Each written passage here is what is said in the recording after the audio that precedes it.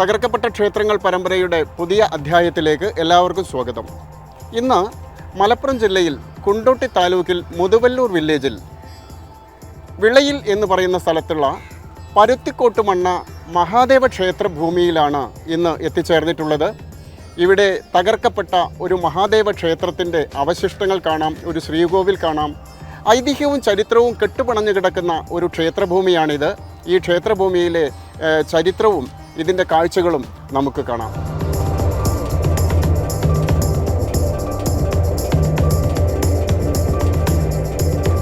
പരുത്തിക്കോട്ടുമണ്ണ മഹാദേവ ക്ഷേത്രം എന്ന പേരിലാണ് ഈ ക്ഷേത്രം അറിയപ്പെടുന്നത്.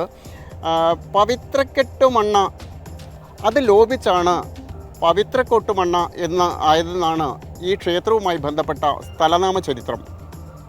ഈ ക്ഷേത്രം പൂർവിക കാലത്ത് മുണ്ടമ്പ്രം കോവിലകത്ത് ഊരായ്മയിലായിരുന്നു. മുണ്ടമ്പ്രം കോവിലകം എന്ന് പറഞ്ഞാൽ ഈ പ്രദേശത്തെ പ്രാദേശിക ഭരണകർത്താക്കളായിരുന്നു, നാടുവാഴികളായിരുന്നു. ഈ ക്ഷേത്രത്തിൻ്റെ പടിഞ്ഞാറ് ഭാഗത്ത് തന്നെ ഒരു കോവിലകം പറമ്പ് ഉണ്ട്. ആ കോവിലകം പറമ്പ് ഈ കോവിലകവുമായി ബന്ധപ്പെട്ട ആളുകൾ താമസിച്ചിരുന്ന കോവിലകമാണ് എന്നാണ് പറയുന്നത്. ഈ ക്ഷേത്രമാണെങ്കിൽ ആനപ്പള്ളം മതിലോടുകൂടിയ ഒരു ക്ഷേത്രമായിരുന്നു, മഹാദേവ ക്ഷേത്രമായിരുന്നു. ഇതിന് വിളക്കുമാടവും അതുപോലെ തന്നെ ഗോപുരത്തറയും ഒക്കെ ഉണ്ടായിരുന്ന ഒരു വലിയ ഒരു മഹാദേവ ക്ഷേത്രമായിരുന്നു.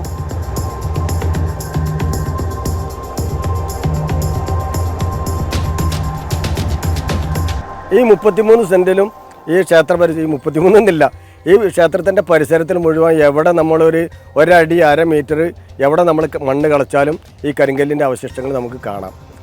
ശില്പങ്ങൾ അത് രൂപമുള്ളതുണ്ട്, രൂപമില്ലാത്തതുണ്ട്. ഇതൊരു മഹാക്ഷേത്രമായിരുന്നു എന്നുള്ളതിൻ്റെ ഏറ്റവും വലിയ തെളിവ് തന്നെയാണത്. ഈ മണിക്കിണർ ഞങ്ങൾ 3 ദിവസം നിന്നിട്ടാണ് ഇത് നന്നാക്കാൻ ഞങ്ങൾക്ക് പറ്റിയത്. അതിലും വേസ്റ്റുകൾ കൊണ്ടുവരുന്ന ഈ നാട്ടിലുള്ള മുഴുവൻ ആളുകളും വേസ്റ്റ് കൊണ്ടുവരുന്നൊരു കിണറായിരുന്നു. ഇന്നിപ്പോൾ അത് തീർത്ഥക്കിണറാണ്. സത്യത്തിൽ 8.5 മീറ്റർ വ്യാസമുണ്ട് ഇതിന്. വൃത്തത്തിലുള്ള ക്ഷേത്രമാണ്, ശിവക്ഷേത്രമാണ്. ഇവിടെ ശിവകുടുംബമാണ്. ശിവനും പാർവതിയും സുബ്രഹ്മണ്യനും ഗണപതിയുള്ള ശക്തി പഞ്ചാക്ഷരി ഭാവത്തിലുള്ള മഹാദേവനാണ്. ഒരു വർഷത്തിൽ ശിവരാത്രി ഗംഭീരമായിട്ട് ആഘോഷിക്കാറുണ്ട്.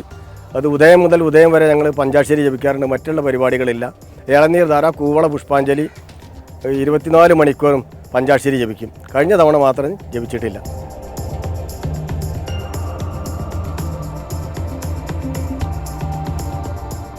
ഇതെന്തായാലും ഒരു 300-400 കൊല്ലത്തിന് മീതെ തകർന്നുണ്ടാവും. അല്ലെങ്കിൽ ഇത്ര സാധനങ്ങൾ മണ്ണിൻ്റെ അടി പോലില്ലോ. കാരണം ഇത്രയും സ്ഥലം മണ്ണിട്ട് മൂടണമെങ്കിൽ ഇതെൻ്റെ പഴയ മുറ്റാണ്. ഈ മുറ്റത്ത് എൻ്റെ ഐറ്റിൽ മണ്ണുണ്ടായിരുന്നു. അപ്പം ഒരു നൂറ്റാണ്ടിലൊന്നും തീരാൻ മണ്ണല്ല. അപ്പം ഒരു 4-5 നൂറ്റാണ്ട് കാലെങ്കിലും ഇതിന് ശരിക്കും മണ്ണിൻ്റെ അടി പോയിട്ടുണ്ടാവും. അതുകൊണ്ടത് മണ്ണിൽ പോയത്. ആ മണ്ണിൻ്റെ അടിയിലാണ് ഈ കണ്ട അവശിഷ്ടങ്ങൾ നിയമം കണ്ടത്. ധാരപാലകരാണത്.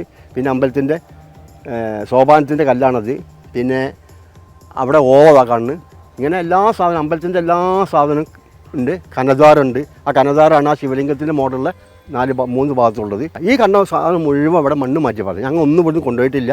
ഒക്കെ ഇവിടെ ഉള്ളത് ഇവിടുന്ന് കിട്ടിയ സാധനമാണ്. ഇത് മാറ്റാത്തതിൻ്റെ കാരണം ഇവിടെ അമ്പലം ഇല്ല എന്നൊരു വാദം വെച്ചിട്ടുണ്ട്. അപ്പോൾ അമ്പലം ഇല്ലെങ്കിൽ ഇത് പരിശോധിച്ചട്ടെ.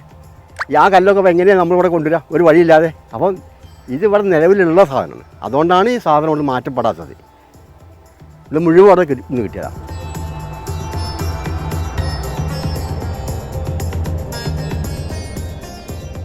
ആന എഴുന്നള്ളിപ്പും അതുപോലെ തന്നെ ആറാട്ടും നടന്നിരുന്ന ഒരു ക്ഷേത്രമാണ്. ഇവിടെ നിന്നും ഏതാണ്ട് 1/2 കിലോമീറ്റർ അപ്പുറം ഒരു തോടുണ്ട്. ആ തോട്ടിൽ ആറാട്ടുകടവുണ്ട്. ഈ കടവ് ഈ ക്ഷേത്രത്തിലെ ആറാട്ടുമായി ബന്ധപ്പെട്ടിട്ടുള്ള ഒരു കടവാണ്. ആ കടവിലിപ്പോൾ ഈ ആറാട്ടൊന്നും ഇല്ലാത്തത് കൊണ്ട് ആ കടവിന് മറ്റൊരു പേരാണ് ഇപ്പോൾ കിട്ടിയിട്ടുള്ളത്. അതുപോലെ തന്നെ ഈ കോവിലകത്ത് ആനയുണ്ടായിരുന്നു. കോവിലകത്തെ ആനയെ ഇവിടെ ശീവേലിക്കും അതുപോലെ തന്നെ ഇവിടെയുള്ള ദേവനെ എഴുന്നള്ളിച്ച് കൊണ്ടുപോകുമ്പോഴും ആ കോവിലകത്തെ ആനയെയാണ് ഉപയോഗിച്ചിരുന്നത് എന്നാണ് ഇവിടുത്തെ പഴമക്കാർ പറയുന്നത്. ആനയെ കെട്ടിയിരുന്ന ഒരു കല്ല് ഇവിടെ ഉണ്ടായിരുന്നു. കുറേ കാലം കഴിഞ്ഞതിന് ശേഷമാണ് ഇവിടെ ടിപ്പുവിൻ്റെ പടയോട്ടം വരുന്നത്. ടിപ്പുവിൻ്റെ പടയോട്ടക്കാലത്ത് ഈ ക്ഷേത്രം തകർത്തു, പൂർണ്ണമായും തകർത്തു. ടിപ്പുവിൻ്റെ പടയോട്ടക്കാലത്ത് എല്ലാ മഹാക്ഷേത്രങ്ങൾ പ്രത്യേകം കേന്ദ്രീകരിച്ച് ആ ക്ഷേത്രത്തിൻ്റെ ശിവലിംഗമോ അല്ലാന്നുണ്ടെങ്കിൽ വിഗ്രഹവും ഇരിക്കുന്ന പീഠത്തിൻ്റെ അടിയിൽ രത്നവും ധനവും ഉണ്ടെന്നും ആ ധനമെല്ലാം മോഷ്ടിക്കാൻ വേണ്ടി, കൊള്ളയടിക്കാൻ വേണ്ടി ടിപ്പുവിൻ്റെ പടയോട്ടക്കാലത്ത് ആളുകൾ ഓരോരോ ക്ഷേത്രങ്ങൾ തകർത്ത് ആ വിഗ്രഹങ്ങൾ പുഴക്കിയെറിഞ്ഞ് ഈ ധനമെല്ലാം അപഹരിച്ചു കൊണ്ടുപോയിരുന്നു. അപ്രകാരം ടിപ്പുവിൻ്റെ പടയോട്ടക്കാലത്ത് തകർക്കപ്പെട്ട ഒരു ക്ഷേത്രമാണ് പരുത്തിക്കോട്ടുമണ്ണ മഹാദേവ ക്ഷേത്രം.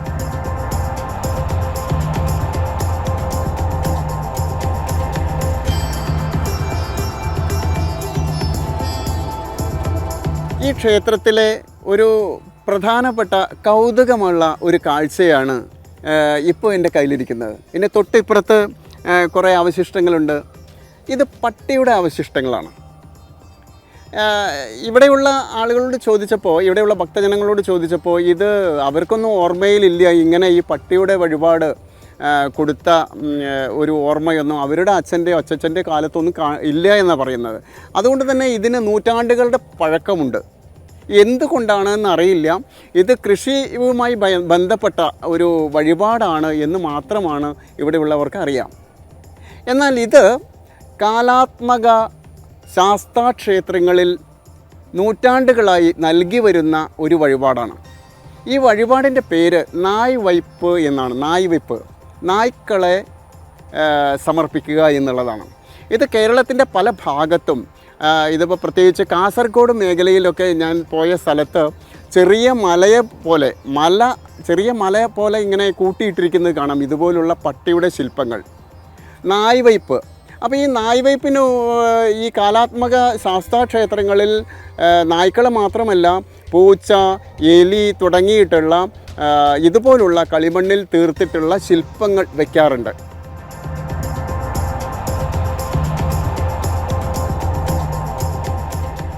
ഈ നായ് വയ്പ്പുമായി ബന്ധപ്പെട്ട മറ്റൊരു ചരിത്രമുണ്ട്. അത് ശങ്കരാചാര്യരുമായി ബന്ധപ്പെട്ടതാണ്. ശങ്കരാചാര്യർ തൻ്റെ ദിഗ്വിജയ യാത്രയിൽ മല്ലുപുരത്തെത്തിയത് അവിടെ മല്ലീശ്വരൻ എന്ന് പറയും, മല്ലുപുരം എന്ന് പറയുന്ന ഒരു പ്രദേശമാണ്. അവിടെ ആ ഈശ്വരൻ്റെ വാഹനം അത് പട്ടിയാണ്, നായയാണ്. അപ്പോൾ അവിടെ ഇപ്പോൾ നമ്മൾ ശിവൻ്റെ വാഹനം കാളയാണ്. അപ്പോൾ നമ്മൾ ശിവനെ കാളയെ സമർപ്പിക്കുന്ന വഴിപാട് പല ക്ഷേത്രങ്ങളിലുണ്ട്, കാളയുടെ ശില്പങ്ങൾ. അതുപോലെ തന്നെ മല്ലാരി എന്നാണ് ആ ദേവൻ്റെ പേര്. മല്ലാരി ദേവന് നായ്ക്കളെ സമർപ്പിക്കുന്ന ഒരു വഴിപാട് മല്ലുപുരത്തുകാർക്കുണ്ടായിരുന്നു. അങ്ങനെ ശങ്കര വിജയത്തിൽ അങ്ങനെയുള്ള മല്ലാരി ദേവനെക്കുറിച്ച് പറയുന്നുണ്ട്. അങ്ങനെ മല്ലാരി ദേവൻ്റെ ഒരു വാഹനമാണ് നായ്ക്കൾ. ആ നായ്ക്കളെയാണ് നായ് വയ്പ്പ് എന്ന പേരിൽ ക്ഷേത്രങ്ങളിൽ കണ്ടുവരുന്നത്. ഇനി മല്ലാരി ദേവനുമായി ബന്ധപ്പെട്ടതാണോ അതോ ഇനി ശാസ്താവുമായി ബന്ധപ്പെട്ടതാണോ എന്നറിയില്ല. ഞാൻ നേരത്തെ പറഞ്ഞു ചില ശാസ്താ ക്ഷേത്രങ്ങളിൽ ഇങ്ങനെ വഴിപാട് നടത്താറുണ്ട് എന്നുള്ളത്. മുണ്ടമ്പ്രം കോവിലകത്ത് ഊരായ്മയുണ്ടായിരുന്ന ഈ മഹാദേവ ക്ഷേത്രം പിൽക്കാലത്ത് ടിപ്പുവിൻ്റെ പടയോട്ടക്കാലത്ത് പൂർണ്ണമായും തകർത്തതിന് ശേഷം ഇത് വിവിധ കൈമാറ്റങ്ങളിലൂടെ, ഈ ഊരായ്മ കൈമാറ്റങ്ങളിലൂടെ പിന്നീട് ഇത് വിളയിൽ പിഷാരടിമാർക്ക് അവകാശപ്പെട്ടു. വിളയിൽ പിഷാരടിമാരുടെ ഊരായ്മയിലായിരുന്നു ഈ ക്ഷേത്രം. ഈ ക്ഷേത്രം പൂർണ്ണമായും കാട് പിടിച്ച് കിടക്കുകയായിരുന്നു. അങ്ങനെ ഇരിക്കുമ്പോഴാണ് ഈ പ്രദേശത്തുള്ള ഭക്തജനങ്ങളെല്ലാവരും ഈ കാട് വെട്ടിത്തെളിയിക്കാൻ ഈ മുണ്ടമ്പ്രം ഈ ഷാരടിയുടെ ഈ ഭൂമി കൈവശം വെക്കുന്ന ഷാരടിയുടെ അതിൻ്റെ ഉടമസ്ഥന്മാരായ ഷാരടിമാരുടെ അനുവാദത്തോടു കൂടിയിട്ട് ഇവിടെയുള്ള കുറേ ഭക്തജനങ്ങൾ ഈ കാട് വെട്ടിത്തെളിയിച്ചപ്പോൾ പല ഭാഗത്തു നിന്നും മൺവെട്ടിയും പിക്കാസുമൊക്കെ തട്ടുന്നത് ഇത്തരം കരിങ്കല്ലിൻ്റെ മീതെയായിരുന്നു. പിന്നെ ഈ ചെറുപ്പക്കാരെല്ലാവരും വളരെ താല്പര്യത്തോടു കൂടി കാട് പൂർണ്ണമായും വെട്ടി നീക്കിയപ്പോഴാണ് ഈ മഹാദേവ ക്ഷേത്രത്തിൻ്റെ അവശിഷ്ടങ്ങളെല്ലാം കാണുന്നത്. തുടർന്ന് ഇതിന് ഒരു പുനരുദ്ധാരണ കമ്മിറ്റിയൊക്കെ ഉണ്ടാക്കി തുടർന്ന് അതിൻ്റെ പുനരുദ്ധാരണ പ്രവർത്തനങ്ങൾ നടന്നുകൊണ്ടിരിക്കുകയാണ്.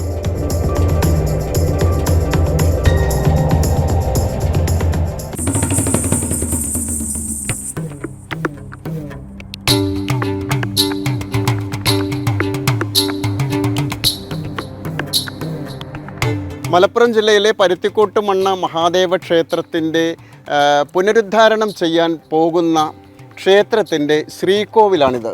ഈ ശ്രീകോവിൽ തറയാണിത്. ഇത് വട്ട ശ്രീകോവിലാണ്. ഇത് വളരെ വലിയ ശ്രീകോവിലാണ്. നമുക്ക് കാണാം ഇതിൻ്റെ കൺസ്ട്രക്ഷൻ, ഇതിൻ്റെ വർക്കുകൾ നമുക്ക് വളരെ കൃത്യമായി നോക്കിയാൽ അറിയാം. ഇതെല്ലാം പഴയതാണ്. ഈ ക്ഷേത്രത്തിൻ്റെ പല ഭാഗത്തു നിന്നും കണ്ടെടുത്ത പഴയ ക്ഷേത്രത്തിൻ്റെ ആ അവശിഷ്ടങ്ങൾ അതേ പ്രകാരം തന്നെ എടുത്തു വെച്ച് റീസെറ്റ് ചെയ്തിരിക്കുക.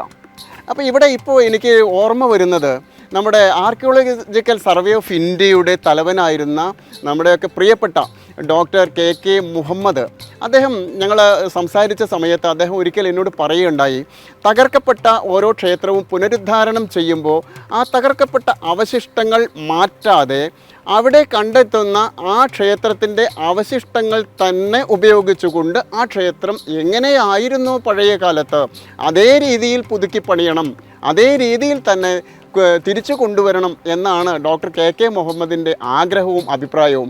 ഇത് എല്ലാം പഴയ ആ ക്ഷേത്രത്തിൻ്റെ അതേ വലുപ്പത്തിൽ തന്നെ അതേ കല്ലുകൾ തന്നെ ഉപയോഗിച്ചാണ് വെച്ചിരിക്കുന്നത്. ഇതിൻ്റെ ബാക്കി അവശിഷ്ടം കിട്ടിയത് ഇതിന് തൊട്ടു പിറകിൽ വട്ടത്തിൽ വെച്ചിട്ടുണ്ട്. ഇപ്പം നമ്മളെ കയ്യിൽ 33 സെൻറ്റ് സ്ഥലം അമ്പലത്തിന് സ്വന്തമായിട്ടുണ്ട്. അത് ഞങ്ങൾ ഇക്കൊല്ലം നീതിർച്ചിട്ടുണ്ട്. പിന്നെ ഇവിടെ 2 ഏക്കർ സ്ഥലം 0.78 ഹെക്ടർ ഭൂമി ഇവിടെ ഗോപാലപിഷാരുടെ പേരില്ല. അവർ ഈ ഭൂമി ദേവനും വേണ്ടി സമർപ്പിച്ചുകൊണ്ട് ഒരു എഗ്രിമെൻറ്റ് തന്നിട്ടുണ്ട്. കാരണം അവർ നികുതി അടയ്ക്കാത്തതുകൊണ്ട് കൈവശമില്ലാത്തതിൻ്റെ പേരിൽ രജിസ്റ്റർ ചെയ്യാൻ കഴിയില്ല. അതുകൊണ്ട് അവരെ ഭൂമി നീതി അടക്കം തന്നിട്ടുണ്ട്, അമ്പല കമ്മിറ്റി തന്നിട്ടുണ്ട് ഒരു എഗ്രിമെൻറ്റ്. അതിനോടൊപ്പം തന്നെ ഇതിൻ്റെ മറ്റുള്ള നടപടി ചെയ്യാൻ വേണ്ടിയിട്ടും ഇതിൻ്റെ കാര്യം നോക്കാൻ വേണ്ടിയിട്ടും ഒരു പവർ അറ്റോണി എൻ്റെ പേരിൽ, ചെക്ക് വന്ന കുഞ്ഞിൻ്റെ പേരിൽ അവർ നോട്ടറി വക്കീൽ മുഖാന്തരം ഇത് തന്നിട്ടുണ്ട്. അതിൻ്റെ ബലത്തിലാണ് ഞങ്ങൾ പറയും. പിന്നെ ഇവിടെ കേസ് ഉണ്ടായിരുന്നു, OS 105 കേസുണ്ടായിരുന്നു, OS 105/13 നമ്പർ കേസുണ്ടായിരുന്നു. ആ കേസ് മഞ്ചേരി സബ് കോടതിയിലും ആ കേസ് തള്ളി, അവരെ അന്വേഷണം തള്ളി. കാരണം അവർക്ക് തെളിയിക്കാൻ കഴിഞ്ഞിട്ടില്ല. അല്ല, ഇത് വഴി റോഡ് വന്നെങ്കിൽ ചെയ്യാൻ പറ്റും. റോഡ് ഇപ്പോൾ ഇതിലെടുത്ത് പോകുന്നുണ്ട്. ഒരു 3 മീറ്റർ സ്ഥലം അവർ തന്നാലും വേണ്ടില്ല, തന്നില്ലെങ്കിൽ സർക്കാർ ഇതിന് ഉണ്ടാക്കി തന്നാലും ഒരു നഷ്ടം വരാൻ സ്ഥലമുണ്ട്. അത് കിട്ടിക്കഴിഞ്ഞാൽ അതിൻ്റെ പുനരുദ്ധാരണം വേഗത്തിൽ നടത്താൻ കഴിയും. അതിനു വേണ്ടി ഞങ്ങൾ പരാതികൾ പല സ്ഥലത്തും കൊടുത്തിട്ടുണ്ട്. ഇതൊരു കമ്മിറ്റിയാണ്, കേരള ക്ഷേത്ര സമിതിക്ക് രജിസ്റ്റർ ചെയ്ത് കൊടുത്താണ്. അവരാണ് ഇതിൻ്റെ അതോറിറ്റി, അതിൻ്റെ പ്രവർത്തകരാണ് ഞങ്ങൾ.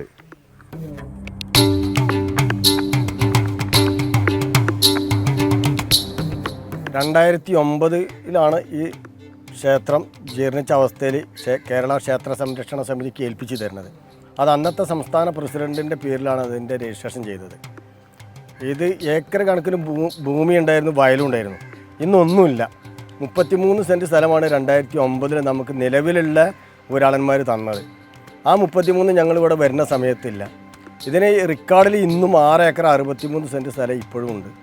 അത് 905 റവന്യൂ സെറ്റിൽമെൻറ്റ് രജിസ്റ്ററും 1948 ഭാഗപത്രത്തിലും 1967 ഭാഗപത്രത്തിലും 1984 ഭാഗപത്രത്തിലും 2009 നമുക്ക് തന്ന 33 സെൻറ്റ് കഴിച്ചാൽ ബാക്കിയുള്ളത് മുഴുവൻ ഇപ്പോഴും ഇവിടെ വില്ലേജ് രേഖയിലുണ്ട്.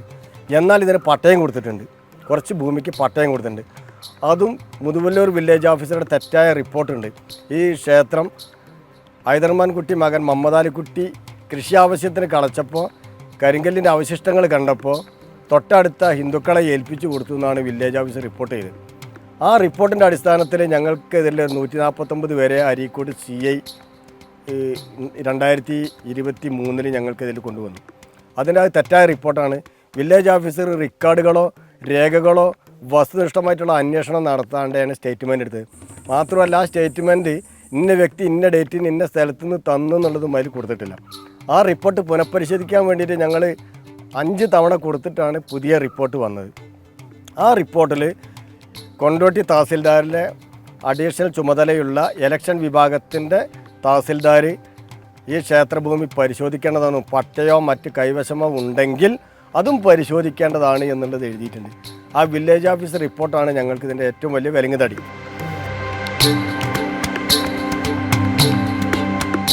ഇത് 2022 ജനുവരിയിൽ ഇതിൻ്റെ സടാധാര പ്രതിഷ്ഠ നടത്തുന്ന സമയത്ത് അതിലേക്ക് വേണ്ടിയിട്ട് ഞങ്ങൾ ഇതിൻ്റെ കുമുദത്തിൻ്റെ കല്ല് കൊണ്ടുവന്ന് അവിടെ റോട്ടിൽ വെച്ചു.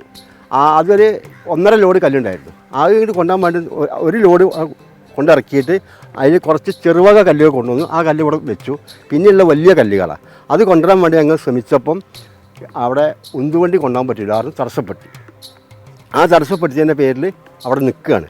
അതിന് പരാതി കൊടുത്ത ആ പരാതിൻ്റെ നടപടികൾ ഇപ്പോഴും നടന്നുകൊടുക്കുകയാണ്. മിനിയാന്നാണ് എനിക്ക് RDO ഓഫീസിൽ നിന്ന് വില്ലേജ് ഓഫീസറെ തെറ്റ് കണ്ടെത്തി എന്ന് പറഞ്ഞാണ്ടൊരു ഓർഡർ കിട്ടിയത്. അപ്പോൾ വില്ലേജ് ഓഫീസർ ഇത് ഇല്ലാത്തൊരു ആരോപണമാണ് വന്ന് പറഞ്ഞത്. CIയും പറഞ്ഞത് തന്നെയാണ്. കാരണം ഇത് മുഹമ്മദ് അലിക്കുട്ടിയുടെ സ്ഥലം എന്നാണ് പറഞ്ഞത്. മമ്മളാടിക്ക് അങ്ങനെ അമ്പലം ഉണ്ടാവില്ല, ഉറപ്പുള്ള കാര്യമല്ലേ, ഇത് അമ്പലമാണല്ലോ. അപ്പോൾ അത് അയാൾ ഈ വില്ലേജ് മുതുവല്ലൂർ വില്ലേജ് ഓഫീസർ കൃത്രിമമായിട്ട് അവരോട് എന്തോ പൈസ വന്ന് വാങ്ങിയിട്ട് പറഞ്ഞാവാൻ സാധ്യതയുള്ളൂ.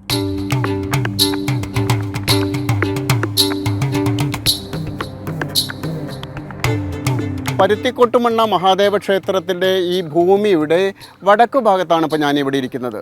നേരത്തെ തെക്ക് ഭാഗത്തെ ചില കാഴ്ചകൾ കാണിച്ചു. ഇതാ ഇവിടെ ഈ വടക്കു ഭാഗത്തും ക്ഷേത്രത്തിൻ്റെ നിരവധി അവശിഷ്ടങ്ങൾ, തകർക്കപ്പെട്ട ക്ഷേത്രത്തിൻ്റെ നിരവധി അവശിഷ്ടങ്ങൾ നമുക്കിവിടെ കാണാം. തൊട്ടപ്പുറത്ത് തന്നെ തകർക്കപ്പെട്ട മറ്റൊരു ദ്വാരപാലകരുടെ ശില്പം നമുക്ക് കാണാം. ഇവിടെ തന്നെ ചെറിയ ബലിക്കല്ലുകൾ ഇരിക്കുന്നു. അതുപോലെ തന്നെ ക്ഷേത്രത്തിൻ്റെ വാതിലിന് മുകളിൽ വെക്കുന്ന ചില ശില്പങ്ങൾ നമുക്കിവിടെ കാണാം.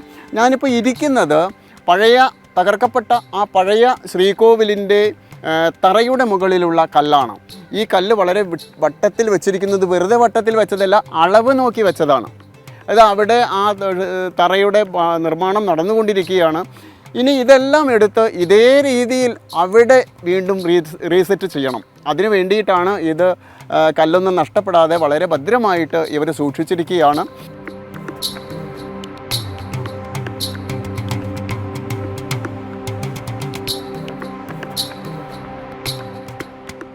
ഈ ക്ഷേത്രത്തിലെ ദേവൻ്റെ ആ ചൈതന്യം ആവാഹിച്ചു വെച്ചിരിക്കുന്നത് ഇവിടെ ഇതിൻ്റെ തൊട്ട് പിറകിലായിട്ട് പടിഞ്ഞാറ് ഭാഗത്തായിട്ട് ഒരു ബാലാലയമുണ്ട്. ആ ബാലാലയത്തിലാണ് വെച്ചിരിക്കുന്നത്.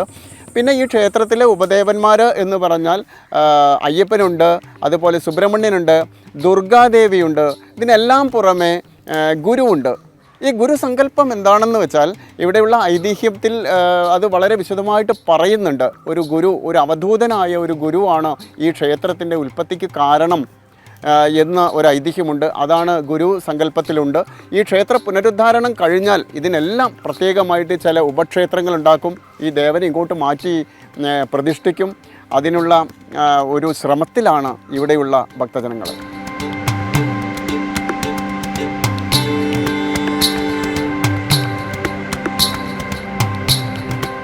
ടിപ്പുവിൻ്റെ പടയോട്ടക്കാലത്ത് തകർക്കപ്പെട്ട ഒരു മഹാക്ഷേത്രത്തിൻ്റെ ക്ഷേത്രഭൂമിയിൽ ഈ ക്ഷേത്രത്തിൽ കാണുന്ന തകർക്കപ്പെട്ട അവശിഷ്ടങ്ങളുടെ ഇടയിലാണ് ഇപ്പോൾ ഞാൻ ഇരിക്കുന്നത്. ഈ ഭൂമിയുടെ ചുറ്റുഭാഗം നിങ്ങൾക്ക് കാണാം. അങ്ങിങ്ങ് ഓരോരോ 10 സെൻറ്റിമീറ്റർ വിട്ടും ഇവിടുത്തെ തകർക്കപ്പെട്ട ക്ഷേത്രത്തിൻ്റെ അവശിഷ്ടങ്ങൾ കിടക്കുകയാണ്. ദ്വാരപാലകരുടെ ശില്പം കിടക്കുന്നു, അതുപോലെ തന്നെ ചെറിയ ബലിക്കല്ലുകൾ കിടക്കുന്നു, തൂണുകൾ കിടക്കുന്നു. കേരളത്തിലെ അപൂർവമായ ക്ഷേത്രങ്ങളാണ് ഇങ്ങനെ വട്ടശ്രീകോവിലോടുകൂടി ഇത്രയും വലുപ്പത്തിലുണ്ടാവുകയുള്ളൂ. ഇതേപോലെ ഈ പറമ്പിൽ നിന്നും പലപ്പോഴായി കിട്ടിയ കരിങ്കല്ലുകൾ റീസെറ്റ് ചെയ്തിട്ടാണ് ആ തറ ഈ രീതിയിൽ ആക്കിയിട്ടുള്ളത്.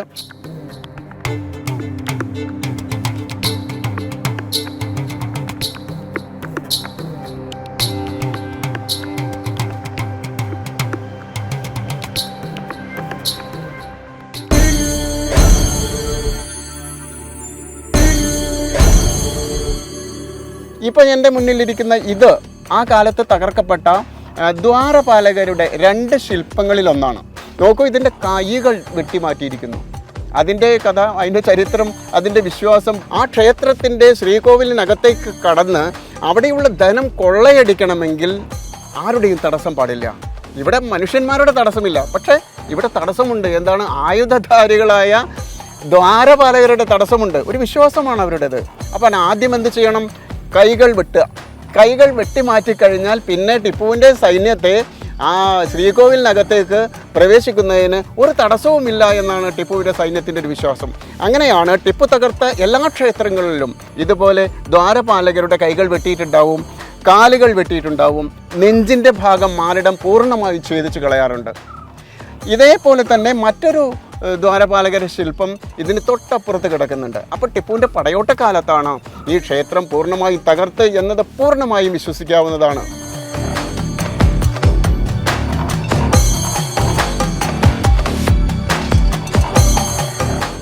ഇവിടെയുള്ള ഈ കരിങ്കല്ലിൻ്റെ ശില്പങ്ങളും അതുപോലെ തന്നെ ഇവിടെയുള്ള അവശിഷ്ടങ്ങളൊക്കെ പരിശോധിക്കുമ്പോൾ വളരെ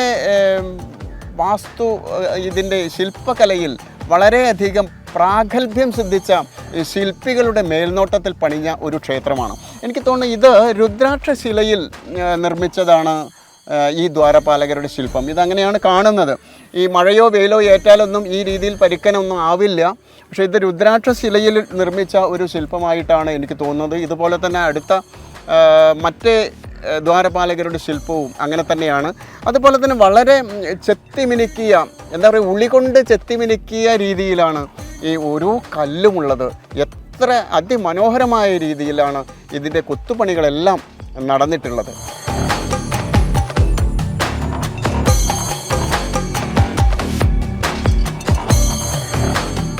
ഇത് അക്കാലത്ത് തകർക്കപ്പെട്ട ക്ഷേത്രാവശിഷ്ടങ്ങളിൽ ഒന്നാണ്. ഇത് സപ്തമാതൃക്കളുടെ ശില്പമാണ്. ഇതിൽ ആകെ 2 ശില്പത്തിൻ്റെ പാതി ഭാഗം മാത്രമേ ഉള്ളൂ, ബാക്കിയെല്ലാം അടിച്ചുടച്ച രീതിയിലാണ്.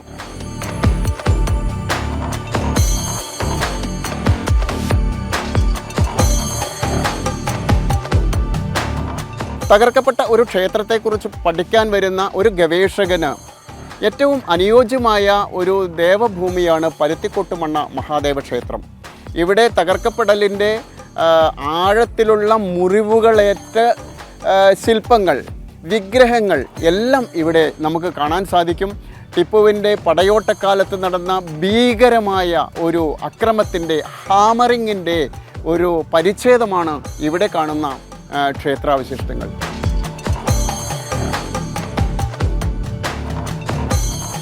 പുനരുദ്ധാരണ പ്രവർത്തനത്തിൻ്റെ ഭാഗമായി ഈ ക്ഷേത്രഭൂമിയുടെ പല ഭാഗത്തും മൺവെട്ടി കൊണ്ട് കിളയ്ക്കുന്ന സമയത്ത് ഇടയ്ക്കിടയ്ക്ക് ഈ ക്ഷേത്രത്തിൻ്റെ അവശിഷ്ടങ്ങൾ, കരിങ്കല്ലിൻ്റെ ശില്പത്തിൻ്റെ അവശിഷ്ടങ്ങൾ, അതുപോലെ തന്നെ കാലിൻ്റെ അവശിഷ്ടങ്ങളൊക്കെ കണ്ടെത്തിക്കൊണ്ടിരിക്കുകയാണ്.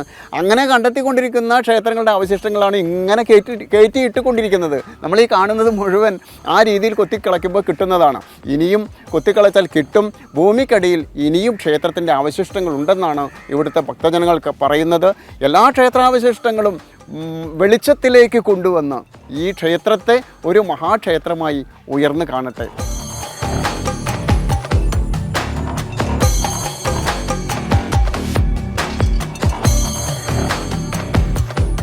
ഞങ്ങൾക്ക് ഈ ക്ഷേത്രം ഉയർത്തണം.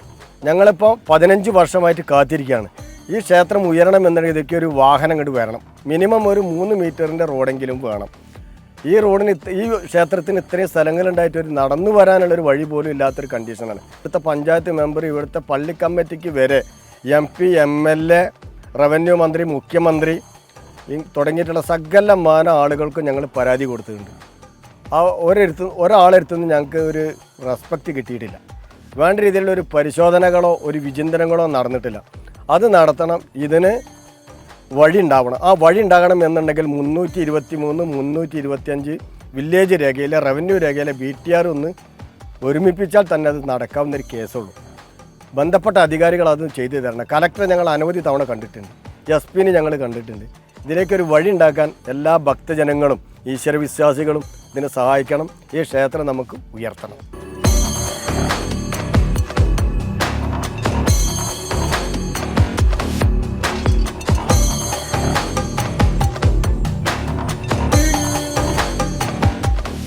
ഇവിടെയുള്ള ഭക്തജനങ്ങളുടെ ആഗ്രഹം എന്ന് പറയുന്നത് പൂർവിക കാലത്ത്, പഴയ കാലത്ത് എങ്ങനെയായിരുന്നോ പരുത്തിക്കോട്ടുമണ്ണ മഹാദേവ ക്ഷേത്രം, ആ ക്ഷേത്രം ഏത് രീതിയിലായിരുന്നോ അതേ രീതിയിൽ തന്നെ പുനരുദ്ധാരണം ചെയ്ത് പഴയ രീതിയിൽ കാണണം എന്നാണ് ഇവിടെയുള്ള പഴമക്കാരുടെയും പുതുതലമുറയുടെയും ആഗ്രഹം. അതിനുവേണ്ടിയാണ് ഇവിടെയുള്ള ഭക്തജനങ്ങൾ ശ്രമിക്കുന്നത്. നോക്കൂ, ഇതിൻ്റെ ചുറ്റുഭാഗം ആ കാലത്ത് ടിപ്പുവിൻ്റെ പടയോട്ടക്കാലത്ത് തകർക്കപ്പെട്ട ഇതിൻ്റെ ചുറ്റമ്പലത്തിൻ്റെ തറ കാണാം. ഈ ചുറ്റമ്പലത്തിൽ ഈ ശ്രീകോവിലിൻ്റെ പണി കഴിഞ്ഞിട്ട് വേണം അവർക്ക് ചുറ്റമ്പലത്തിൻ്റെ തറ പുനരുദ്ധാരണം ചെയ്യാൻ. ഈ ചുറ്റമ്പലത്തിൻ്റെ തറയും അതുപോലെ തന്നെ പുനരുദ്ധാരണം ചെയ്ത് പഴയ രീതിയിലാകണമെന്നാണ് ആഗ്രഹം.